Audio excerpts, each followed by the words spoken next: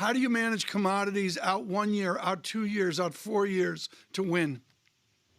Well, I think it depends on the commodity.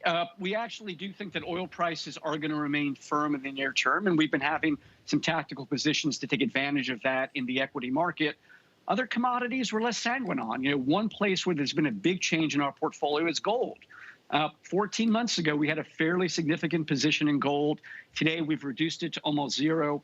Why is that? Well, because we primarily think of gold as a hedge against equity risk. And that works when you've got an environment when real rates are flat or declining.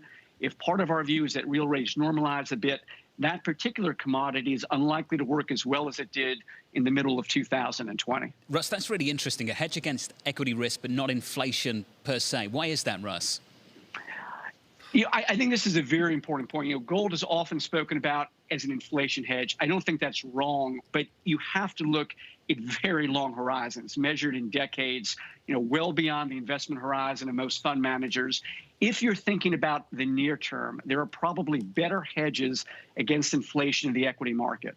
And rather than own an asset that doesn't produce any cash flow, we would rather hedge some of the near-term upside in inflation with stocks that have pricing power in the materials sector, in the industrial sector, in the consumer sector, companies that can raise prices as input costs also rise.